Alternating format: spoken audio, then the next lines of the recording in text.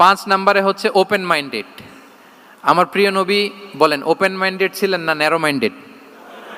সবাই বলবেন, গ্যালারির সবাই আওয়াজ করে, তিনি ওপেন মাইন্ডেড না ন্যারো মাইন্ডেড ছিলেন? রাসূলুল্লাহ সাল্লাল্লাহু আলাইহি ওয়া আলিহি ওয়াসাল্লাম ওপেন মাইন্ডেড ছিলেন। যে কেউ ওনাকে অ্যাপ্রোচ করতেন পারতেন easily, he was very approachable. ছোট বড় আবাল বৃদ্ধ বনিতা ওনার সাথে কথা বলতে স্বাচ্ছন্দ্য বোধ করতো, ভয় পেত না। এজন্য সিরাতের পরতে পরতে দেখবেন এক শিশু এসে প্রশ্ন করে, নারী এসে প্রশ্ন করে, বৃদ্ধ এসে প্রশ্ন করে, বন্ধু এসে প্রশ্ন করে, শত্রু এসে কনভারসেশন করে, সবাই এসে ওনার সাথে কথা বলতে পারতো। সুবহানাল্লাহ। এবং এগুলো উনি অ্যাকোমোডেট করতে পারতেন। কি করতে পারতেন?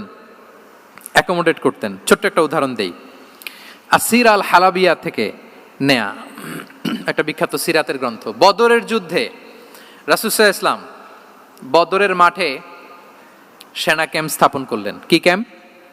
সেনা ক্যাম্প স্থাপন করলেন। আল হুবাব ইবনুল মুনজির রাদিয়াল্লাহু তাআলা আনহু এক সাহাবী, উনি বললেন, ইয়া রাসূলুল্লাহ, এই যে সেনা শিবির যে এখানে স্থাপন করলেন, এটা কি আপনার নিজের ইচ্ছায় না আল্লাহর আদেশে?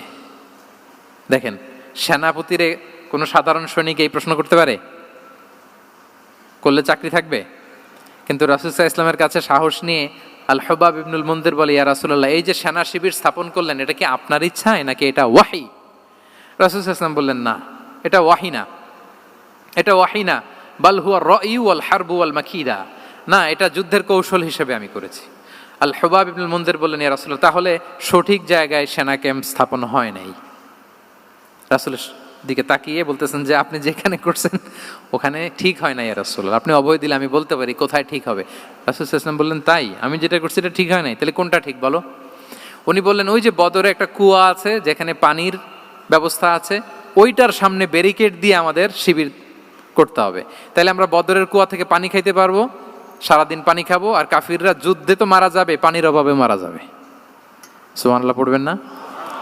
রাসূল সাল্লাল্লাহু আলাইহি ওয়াসাল্লাম বললেন, আরে তাই তো, তুমি তো ঠিকই বলেছো, এভাবে তো আমি ভেবে দেখিনি।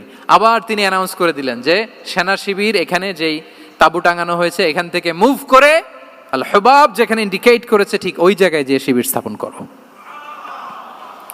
তাহলে আওয়াজ করে বলুন, ওপেন মাইন্ডেড না ন্যারো মাইন্ডেড? আমরা অনেক সময় আমাদের অধীনস্থদের কথা শুনতে চাই না। অনেক সময় অধীনস্থদের মাথা থেকেও দারুণ দারুণ দুর্দান্ত আইডিয়া চলে আসতে পারে। ইগনোর করবেন না সব সময়, আপনি দেখবেন যে তার কাছ থেকে ভালো আইডিয়া এসছে কিনা। তাহলে রাসূল সাল্লাল্লাহু আলাইহি ওয়াসাল্লাম এটাকে ইগনোর না করে অ্যাকোমোডেট করলেন। সুবহানাল্লাহ।